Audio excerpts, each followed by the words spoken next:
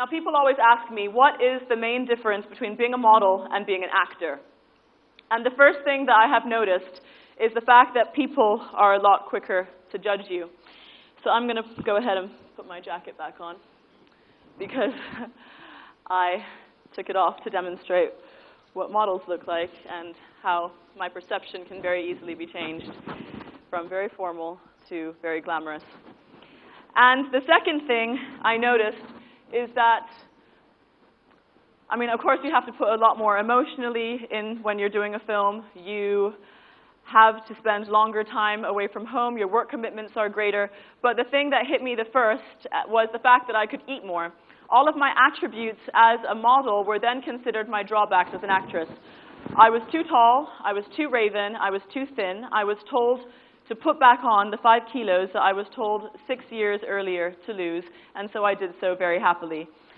And then I got to play Vijay Lakshmi. Eventually, I got around to playing her. We realized when we were shooting for Queen that some actresses in some very successful films had played a very similar character, but we wanted to do it differently. We decided that Vijay Lakshmi would live her life without any apologies whatsoever. And it was a very risky thing to do because she wasn't completely traditional or normal. She was a very different and very wild girl. But what I realized in doing that is the fact that Indian society and Indian cinema at large are willing to accept all different kinds of beauty.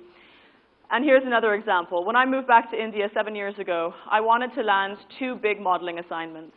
One was to be on the cover of a top fashion magazine, and the second one was to be the face of Lakme. And I told my mom both of these things, and she confided this information to a very close friend of ours who worked in the fashion business. And this friend said, Lisa should not get her hopes up because these 2 modeling assignments only take fair girls. That to me was very discouraging because, quite frankly, there is nothing that I can do about my skin color, just like there isn't anything that anyone can do about their noses or their breasts or their hips or their stomachs or their thighs without going under the knife. We have to accept that there are certain things that we're born with and we need to work with it. And I'm not complaining because I realize that I'm privy to a very, very, very generous gene pool. And to the outside, it may appear to people that I earn a living off of the way that I look solely and wholly.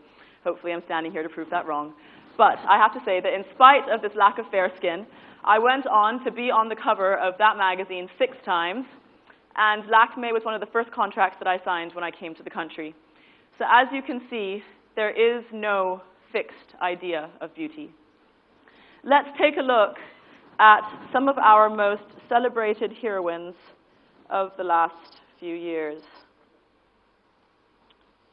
Here we go.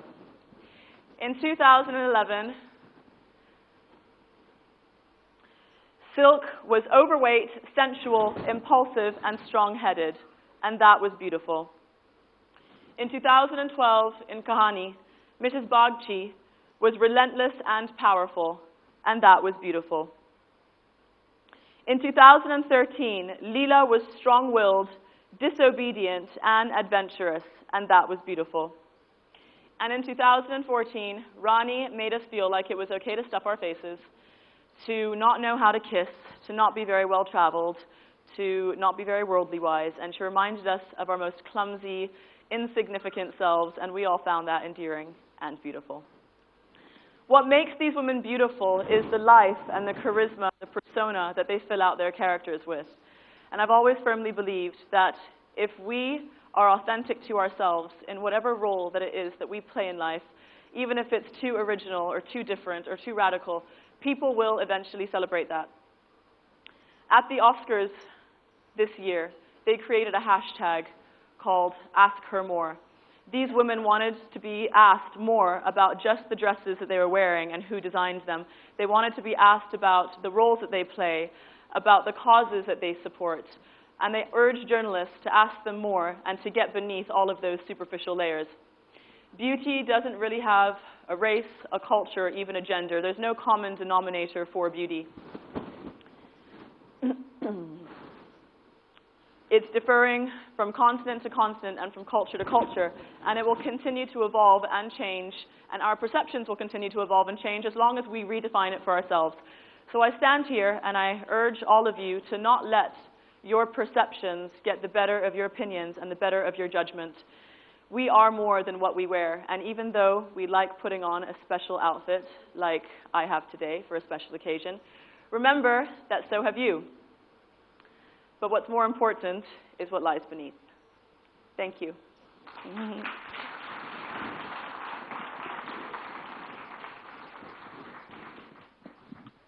Thank you. That was quite fantastic. Was it? And such a treat to actually watch you talk and not just stand there and do the steps up and step down and steps up and steps down. Now, you are quite uninhibited with your body. Can you give us, all of us here, men and women, a couple of tips that can help us with body confidence? I think one of the main things that helped me with body confidence growing up was exercise and dance and body movement. I think growing up in a place where already it was a very natural and normal thing to go to the beach and wear a swimsuit and or to go play volleyball or to play soccer or to dance or be in ballet wearing a leotard. All of those things, I think, help you to realize that your body is a tool to help you do things in life. It's not something to be looked at or to be covered or to be ashamed of, because it's your tool for being healthy and for taking you places and for doing all these wonderful different things. So I think, yeah, exercise. Let's say you were fat and ugly. Would you feel the same way? Would you be as uninhibited? And don't say there isn't such a thing. There is such a thing as fat and ugly. Sorry. Is there? Look, I think fat and ugly is not the way you look, it's more a feeling. Okay. Can I say that? You can say anything you want. Yeah. Fat and ugly is a feeling.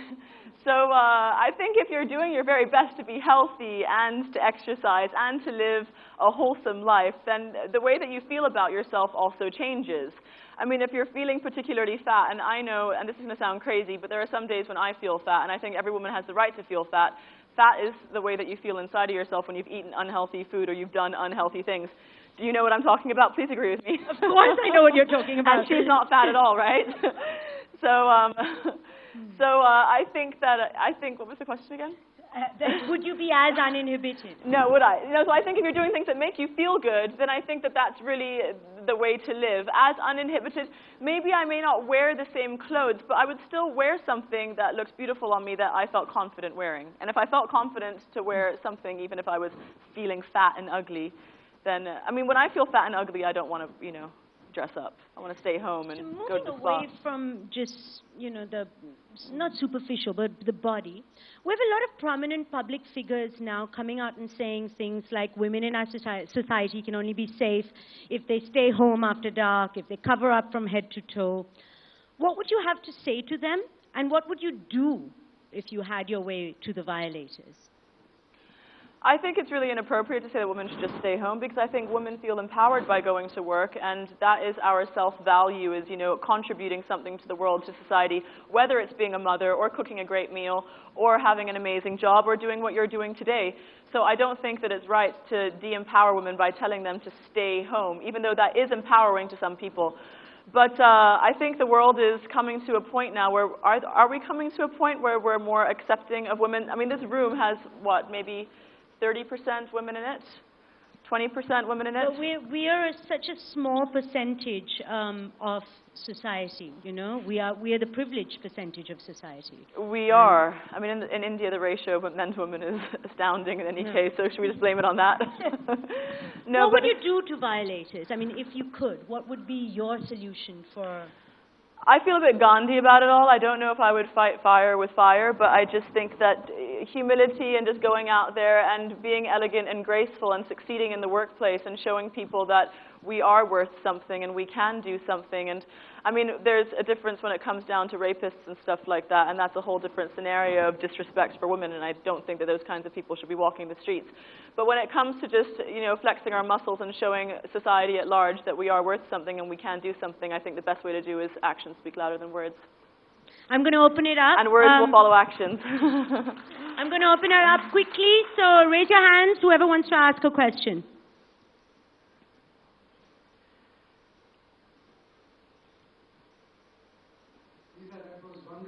Thank you. Hear you. You mentioned that not being so fair was not a disadvantage to you. But believe me, in India, if you are looking for a bride for a child, the first thing we ask is she fair? Is the bride to be fair? Now, how do you change that perception? You were successful because you are beautiful overall, whatever it may be. Whatever. No, but thanks. I mean it.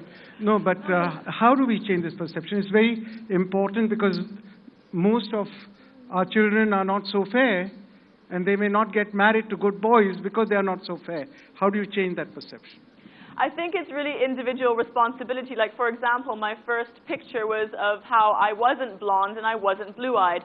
But then I went on to say that I, in any case, went on to be successful modeling in Australia.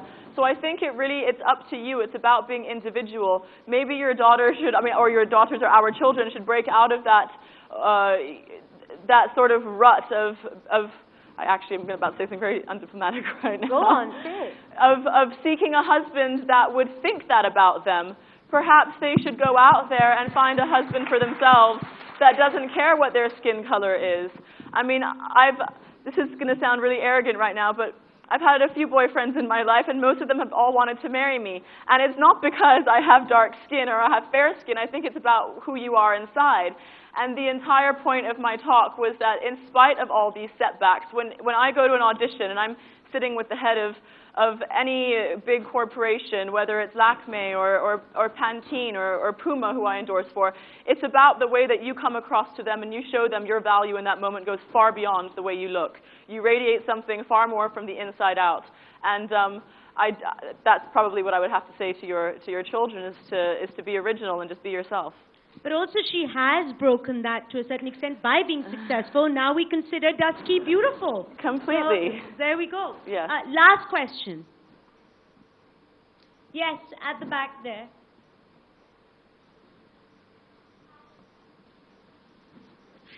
It's working, it's working. Yeah. Hi. So Hi. I'm an 18-year-old right now. So I was wondering, like you said, you have to have a lot of confidence. But at any point of time in your life, have you felt inadequate? And physically, emotionally, whatever. But like right now, you're a really strong woman standing there. But it must have taken a lot of things to actually grow into that. So if you ever felt inadequate, how have you dealt with it? I think it's a very natural and normal thing to feel inadequate, and I think on a daily basis I do feel that way at some point in the day. But I think the best way to deal with it is, it's okay to feel that way, accept that about yourself. Before I come out and I stand on the stage, I have a moment where I also feel very inadequate, and I go, oh my God, I don't know how to public speak, and I've not done this before, etc., etc. Then you just turn the actress on, or you have to try at least a little bit.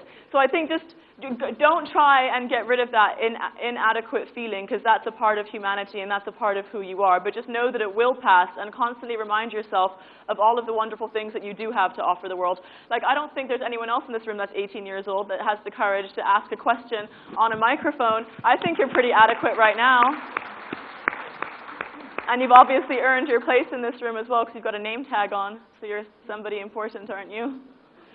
And just as Lisa said, just before she started and I met her, she was really nervous because this is not something that you do on a normal basis. No, and yes. she was like, okay, I got to work getting over this, and you worked through it. Yeah, right? Yeah, in some way, hopefully.